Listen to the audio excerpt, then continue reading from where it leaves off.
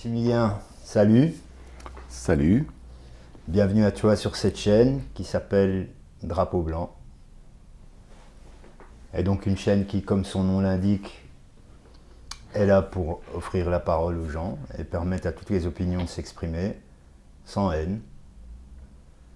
Donc c'est un honneur pour moi de te recevoir sur ma chaîne parce que tu es quelqu'un avec qui j'ai déjà eu l'occasion de discuter quelques fois et c'est toujours intéressant de discuter avec toi.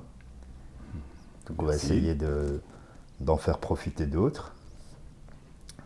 Tu es aussi, pour moi, on en parlait tout à l'heure, un modèle d'intégration, même si j'aime pas trop ce mot-là, mais tu es quelqu'un qui est très ancré dans le tissu louviérois. Tu es actif dans le monde associatif, dans le secteur culturel, et ainsi même qu'une implication politique, sur laquelle on reviendra un peu plus tard. Ben, je vais te demander d'abord de te présenter brièvement. Voilà, Maximilien Atangana. Je suis bibliothécaire de formation. Je suis actuellement, j'exerce le métier d'animateur en éducation permanente à Eno Culture Tourisme, qui est un peu la division culture et tourisme de l'administration provinciale de la province de Hainaut. Et en dehors de cela, j'écris et récite de la poésie, je joue des percussions, je peins aussi, mais plus beaucoup, voilà, très peu, mais je me prépare à recommencer à le faire plus intensément. Et voilà. Ok. Alors, tu es aussi l'organisateur, l'instigateur en tout cas, et aussi l'organisateur, enfin tu me corriges si je me trompe, du festival Africa Louvre. Oui? Non? Oui, enfin, alors disons que oui, je suis le coordinateur de l'organisation du festival Africa Louvre. Que te dire d'Africa Louvre? Alors Africa Louvre a été créé par un de nos ex-concitoyens de la Louvière, je dis ex parce qu'il vit dans une autre ville maintenant, et qui s'appelait Antoine Tati. Antoine Tati était, et est toujours d'ailleurs, d'origine du Congo-Brazzaville. Et c'est lui donc qui a eu l'idée d'Africa Louvre. L'idée d'Africa Louvre étant de contribuer à l'insertion, à l'inclusion des personnes d'origine subsaharienne par la culture dans le tissu social louviérois. Ok. C'était donc cela. Et puis, le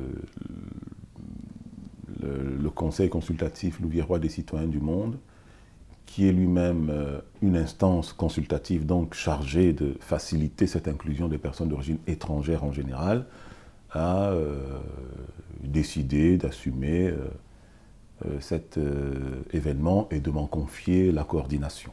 D'accord. Voilà, donc je m'en occupe depuis 2015, mais Africa Louvre existe, je crois, depuis 2007 ou 2008, quelque chose. Voilà. Ah ok, je pensais que c'était toi qui étais à la base de cette idée. Non, je lui ai simplement donné la forme que le festival a maintenant. Hein, c'est-à-dire, ici, il s'agit maintenant de promouvoir la création afrodescendante contemporaine, et les créateurs eux-mêmes étant des afrodescendants vivant en Belgique. D'accord. D'accord. Pourquoi cela? Parce que c'est aussi certainement lié à une déformation professionnelle, puisque je travaille dans l'éducation permanente, et que l'éducation permanente mobilise, si tu veux, des personnes qui sont exclues dans le but de faire qu'elles prennent place dans la cité comme des acteurs et égaux aux autres. Donc, Okay. et ici, le domaine de la culture est un domaine où les injustices en général sont très profondes. Si on avait le même type d'injustice dans le domaine social ou économique, on serait, tout le monde défilerait dans les rues, ce serait proprement scandaleux. Il y a une double discrimination dans les musées. Les personnes d'origine étrangère et les personnes de conditions sociales basses sont peu représentées dans les productions que promeuvent les musées. Hein, tu vois, surtout vraiment dans le domaine des arts visuels, c'est très très très prononcé. Ok. Voilà, à la Louvière comme ailleurs, et peut-être même dans tous les autres pays occidentaux. Mais donc du coup, Africa Louvre, en promouvant des artistes et des écrivains venus des pays du Sud, c'était un peu une façon d'essayer de corriger modestement la situation. Voilà, donc c'est un peu comme ça qu'on travaille. Et donc, quand j'ai pris Africa Louvre en main, j'ai ajouté 2 éléments, c'est-à-dire d'abord élargir l'Afrique à sa dimension, de se retrouver entre le Cap et la Méditerranée. Donc des Maghrébins se sont retrouvés aussi impliqués comme créateurs dans la manifestation.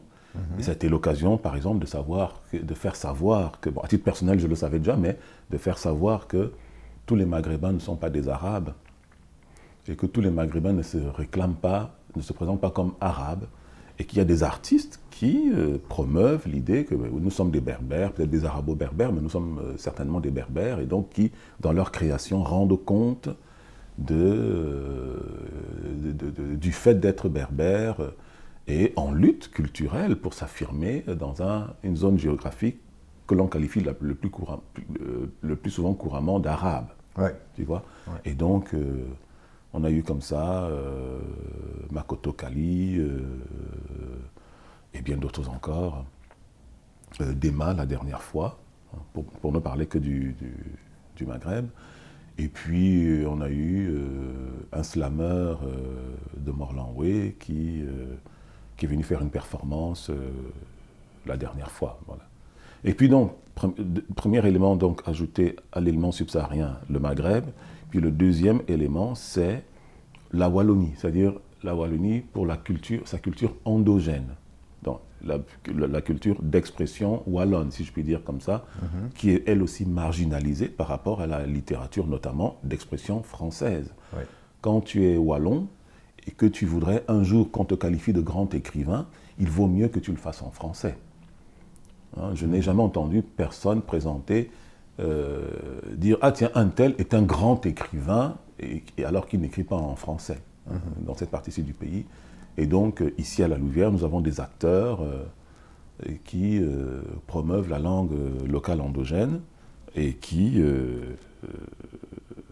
se battent beaucoup, qui n'ont pas la vie tellement pas facile de ce point de vue-là. Ouais. Il y a donc un espèce d'élitisme dans la sphère culturelle globalement, pas qu'en Belgique donc. Oui, pas qu'en Belgique. Je crois qu'il y a, je pense que ça a à voir un petit peu avec la modernité et la colonisation. Quand je parle des Wallons et de la situation dans laquelle ils sont, ça renvoie à l'idée que la modernité occidentale européenne a promu le latin jusqu'à un moment donné, puis dans cette région-ci, le français, comme la langue de prestige, la langue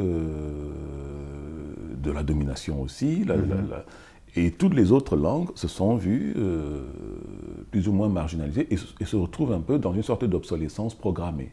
C'est ça. Tu vois. Ouais. Et donc ce travail qui a été fait déjà à l'intérieur des frontières de l'Europe, c'est fait aussi au moment où l'Europe se répandait en dehors de ses frontières, en allant marginaliser ailleurs, dans un même mouvement qu'elle avait déjà initié ici.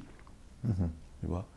Et donc, j'en veux pour illustration un homme qui s'appelait Bartholomé de Las Casas et qui a vécu au XVIe siècle et qui avait écrit une lettre dans laquelle il est cité par Walter Mignolo, un auteur sud-américain du mouvement décolonial, et qui, Bartholomé de Las Casas, décrivait, donnait les critères comment est-ce qu'on pouvait reconnaître un barbare, en grosso modo. Et un barbare, pour Bartholomé de Las Casas, au XVIe siècle, ne parlait pas le latin, ne l'écrivait pas non plus.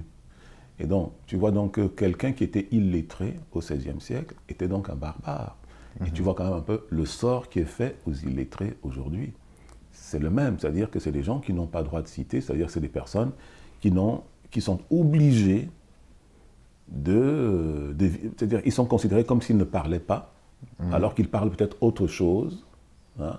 Mais comme ils ne parlent pas, qu'ils n'écrivent pas en français, c'est donc des gens dont l'opinion est difficile à prendre en compte, si je peux dire comme ça. Et donc nous nous trouvons quand même dans quelque chose...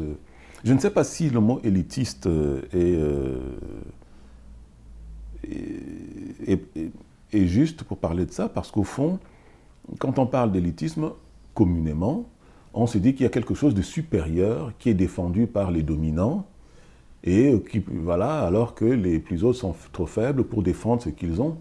Mais en fait, je pense qu'il y a quelque chose comme ça, on est dans une configuration un peu verticale, mais je crois qu'on peut mettre ça horizontalement et dire qu'il y a des gens qui ont leur culture, leur code, qu'ils imposent à leurs voisins. Okay. Voilà, donc... C'est marrant ce que tu viens de dire sur la définition de barbare, parce que c'est quelque chose qu'on retrouve jusqu'à dans l'Antiquité, où on définissait le barbare par le fait qu'il ne manie pas la langue, même dans la Grèce antique.